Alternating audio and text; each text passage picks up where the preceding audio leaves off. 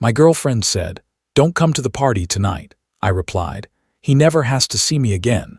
Then I hired movers, cleared out our apartment, vanished into a new life, and let her come home at 2 a.m. to find half the place gone and realize the cage she called heavy had just walked away. I have always been a foundation guy. Some people are fireworks, bright and loud and gone in a flash. I am the person who makes sure the house does not fall down. For 4 years, I was the foundation for Maya. When she decided to quit her corporate job to find her creative voice in social media marketing, I was the one who quietly covered the rent on our downtown 2-bedroom. When her car died, I gave her mine and started taking the bus to my job as a senior systems analyst. I did not mind. I honestly thought that was what a partnership was. I thought if I built a stable enough world, she would feel safe enough to grow in it. The problem with being the foundation is that people eventually forget you are there. Then they start complaining that you are too stiff and in the way. That is where Julian came in. Julian was everything I was not. A lifestyle photographer, which in his case meant unemployed with a nice camera and a trust fund. He was spontaneous. He wore silk shirts unbuttoned too low. He had this floaty, talking in vibe style that Maya suddenly found intoxicating. He became her male best friend almost overnight. At first, I tried to be the cool boyfriend. I invited him to dinner. I asked about his projects. I wanted to support Maya having friends.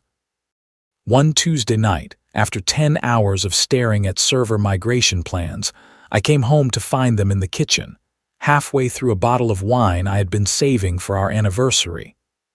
"Oh, Mark, you are home," Maya said, not looking up from her phone. "Julian was just telling me about this underground gallery opening. We are thinking of going." "On a Tuesday," I said, setting my briefcase down. "Do you not have that client meeting tomorrow morning, Maya?" Julian let out a soft laugh. He swirled the wine in his glass, my glass, and gave me a pitying smile. "See, that is the thing, Mark," he said. "You are always thinking about the meeting or the schedule. Maya is an artist. Artists need to follow the energy. You cannot put a deadline on inspiration." Maya nodded, looking at him like he had just given a TED talk. "He is right, Mark. You are so rigid. Sometimes I feel like I cannot breathe around here because you are always worrying about the logistics of everything." "I am worrying about the logistics because the logistics are why this apartment has electricity," I said, trying to keep my voice level. She rolled her eyes. That had become her favorite answer. "Here we go again with the money. You are so heavy, Mark. You bring this weight into the room. Julian and I were having such a light, beautiful conversation, and the second you walk in, the vibe dies." "The vibe dies because I am tired and would like a glass of the wine I bought," I replied. Julian stood up and patted my shoulder like I was a stressed employee. "Take it easy, man. We will leave you to your spreadsheets. Come on, Maya, let us go where the energy is better." They left. The door clicked shut. I sat in the silent kitchen and stared at the empty bottle. That was the first time she called me heavy. It would not be the last. When someone lets a new person insult you in your own home and does not push back, that is not just a different perspective. That is a shift in respect. Over the next 3 months, I became a ghost in my own relationship. I was useful when bills were due, but I was a drag whenever it was time for fun. Maya stopped inviting me to her work mixers. Julian went instead. She stopped telling me about her day, saving those stories for their 5-hour brainstorming sessions. The disrespect was not an explosion. It was a slow leak. If I mentioned my promotion, she countered with a story about a vision board Julian helped her make. If I suggested a quiet weekend away, she said Julian thought I was stifling her growth. At some point, I looked at my life and realized I was paying for a world I was not really allowed to live in. I was working the boring, stable job so she could perform a social media version of success with a man who looked at me like I was a service animal. That was when the analyst in me woke up. I stopped arguing and started planning. I moved my personal savings into a private account. I found a new apartment and signed a lease. I began quietly untangling my life from hers. Then I waited for the moment when she would finally say the quiet part out loud. I did not have to wait long. The Friday of the Black and Gold Gala was when everything cracked. This was not just any party. It was the launch of a new creative collective Julian had been consulting for. Maya had talked about it for weeks. She bought a $300 silk slip dress and heels that cost more than my car payment, all on our joint card. I walked into the bedroom and found her in front of the full-length mirror, adjusting her dress. She looked stunning. But when she saw me in the reflection, her face did not soften, it tightened. "What are you doing, Mark?" she asked. "Getting ready," I said, loosening my tie. "The gala starts at 8, right?" She stopped and turned fully toward me. Then she let out a long, annoyed sigh. "Mark, about tonight," she said. "I think it is better if you stay home." My hand froze on the zipper of my suit bag. "Excuse me," I asked. "Do not come to the party tonight," she said, turning back to the mirror and reaching for her dark red lipstick. "It is a very specific crowd. Creative directors, influencers, people in the flow. Julian and I talked about it, and he does not like when you are around." The air in the room felt thin. "Julian does not like when I am around," I repeated. "At a public event you are going to as my partner." "Do not get all technical, Mark," she said. "This is exactly what I mean. You are already making it into an argument. Julian says that when you are there, I am constantly looking over my shoulder, worrying if you are bored. You make the energy so heavy. He says he cannot be his true creative self when he feels the weight of your corporate judgment." "My corporate judgment," I said. "You mean the judgment that pays for that dress, and the rent, and most of the food Julian has eaten for the last 3 months." She slammed the lipstick down. "Is that all you have, money? This is why he does not want you there. You are a buzzkill, Mark. You are a safety net that started to feel like a cage. Tonight is about my career. And honestly, you are not part of that flow." I looked at her. Really looked at her. The woman I had sacrificed for was standing there wrapped in my effort, calling me a cage because her new friend found me inconvenient. A lot of people would have tried to debate this. But at some point you stop arguing with someone who keeps telling you what you are to them. You believe them. "Okay," I said. She paused, hand halfway to her earring. "Wait, what?" I said okay, I repeated. "I will not come," she blinked. For a second she actually looked disappointed that I did not fight. "Well, good, it is for the best, Mark, truly. Order a pizza. Do whatever it is you stable guys do, I will be home late." "I am sure you will," I said. She grabbed her clutch and left. The second the door closed, the weight lifted. I did not order pizza. I picked up my phone and sent a one-word text to a number I had saved a week before. "Go." 10 minutes later, a plain white van pulled into the loading zone below. 2 movers who specialized in fast, discreet relocations met me by the service elevator.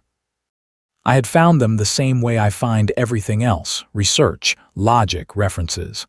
"Everything with a blue sticker stays," I told them. "Everything else goes. I want this place to look like I was never here." They worked with quiet, professional speed. While they dismantled my desk and packed my books, I walked through the apartment one last time. It felt like I was haunting a life I no longer lived. I cleared out my shaving kit, my cologne, my clothes. I left her designer products and 10-step skincare untouched. In the living room, I took my tech, my personal files, the things that were actually mine. I left the couch, the coffee table, the art Julian had convinced her to buy. By 11:30 p.m., I was standing in my new apartment across town. It was smaller but higher up. White walls, dark hardwood, floor-to-ceiling windows. The city lights spread out below like a circuit board. It was clean, it was quiet, it was mine. At 2:12 a.m., my phone started buzzing on the glass coffee table. "Maya," I let it ring, then the text started. "Mark, where are you? The lights are off." "Mark, where is your dresser? Why is the closet empty? What is going on? My key did not work on the top lock. Answer your phone." I picked up on the 5th call. "Mark," she shouted, voice sharp with panic, "where are you? What did you do? All your stuff is gone. The apartment is half empty. It is not a robbery, I said calm. It is a relocation. Relocation, she repeated. What are you talking about? I just got home. Julian is downstairs in an Uber. We were going to have an after-party here. You cannot just leave. Where are you? I am in my new life, I said. You were right tonight. I was a cage. I was a weight. So I did the logical thing. I removed the redundant variable. You are being insane, she yelled. You cannot just end a 4-year relationship because I told you not to come to one party. Come back right now and bring your stuff back. We can talk in the morning. There is nothing to talk about, I said. You told me Julian does not like when I am around. You told me I ruin the vibe. So I am giving you exactly what you asked for. I am removing the heavy judgment from your world. Mark, please, she said, switching into a softer tone. Julian is right here. He thinks this is hilarious, but I am scared. I do not have rent for next month without you. You know that. I looked out at the city. Tell Julian to find his creative flow and use it to pay the landlord, I said. Since he is the one who does not like me around, I decided to make it permanent. You are a monster, she spat. You are doing this to punish me. No, Maya, I said. I am doing this to preserve me. Do not worry, now he never has to see me again. I hung up and blocked her number. Sometimes the only way to stop being treated like a safety net is to let the person fall and finally see the ground. The first month in my new place was defined by silence. But while my world was calm, Maya's was starting to shake. Our old rent was $4,000 a month. Maya's new creative consulting brought in maybe $1,500 on a good month. Julian, as expected, had the financial reality of a ghost. The first flying monkey was her mother, Linda. 2 weeks later, she called me. Mark, she snapped, Maya is in a complete state. Do you know what you have done? She has a notice from the landlord. She says you closed the account. I did not close her account, I said. I closed my account. Maya is an adult. She wanted her freedom. She has it. This is retaliatory and beneath you, Linda said. You were the provider. You have a moral obligation to make sure she is not on the street. You need to go over there, pay the arrears, and sit down like a man. Linda, let me be clear, I said. I have no obligations to a woman who told me I was a cage while wearing clothes I paid for. If she is worried about rent, she can ask Julian. I hear his creative flow is very powerful. I hung up before she could respond. A few days later, I heard from Sarah, a mutual friend. It is bad, Sarah said. Julian is gone. The second the notice hit the door, he suddenly realized he had a calling to do a shoot in Chalum. He left her with the bills and a dry cleaning tab. She is selling bags just to buy groceries. I feel the peace of my own home, I said. That is all. Maya spent months telling me I was heavy. I removed the weight. If she is struggling, it is because she built a life on a foundation she did not own. That is not a tragedy. That is cause and effect. Maya started emailing my work address since I had blocked her everywhere else. Mark, I am being evicted. I have nowhere to go. My mom will not take me in, please. I know I said things I should not have, but I was just frustrated. I miss my best friend. Lend me $5,000 and I will never bother you again. Please do not let me be homeless. I read it once. Then I closed it. I was not her safety net anymore. She had cut that rope herself. The final blow came when Julian's creative collective was exposed as a scam. He had not been consulting. He had been recruiting for a fraud ring. Her reputation in the marketing world burned overnight. 8 months later, my life looked very different. I had been promoted to Director of Systems Architecture. I was at the city's biggest tech gala to receive an Innovator of the Year award. I stood in the VIP lounge talking to a venture capitalist when I saw a familiar dress by the service entrance. The same silk slip dress from that gala night. It did not fit quite the same. The woman wearing it looked smaller, tired. She was holding a tray of gift bags. Maya. She handed off the tray to a coworker and walked toward me. Mark, she whispered. Hello, Maya, I said. You look incredible, she said. I saw your name on the program. I could not believe it. It has been a busy year, I said. I have tried to reach you so many times, she said. I am so sorry. Julian was a monster. He used me. I am living in a boarding house. I am working 3 jobs just to stay afloat. She reached out to touch my arm. I stepped back. I heard things were difficult for you, I said. Difficult. It has been a nightmare, she said. I realize now you were the only real thing in my life. You were my rock. Can we please go somewhere and talk? I do not want your money. I just want to hear your voice. You are hearing my voice right now, I said, and what it is telling you is that there is nothing left to discuss. How can you be so cold? She cried. 4 years. Does that mean nothing to you now? It meant everything to me then, I said, but you made a clear choice. You told me my presence was heavy. You told me I was a cage. I respected your opinion. I stepped out of the way so you could have the life you wanted. But I was wrong, she said. I see that now. Being wrong does not undo the damage, I replied. You did not just make one mistake.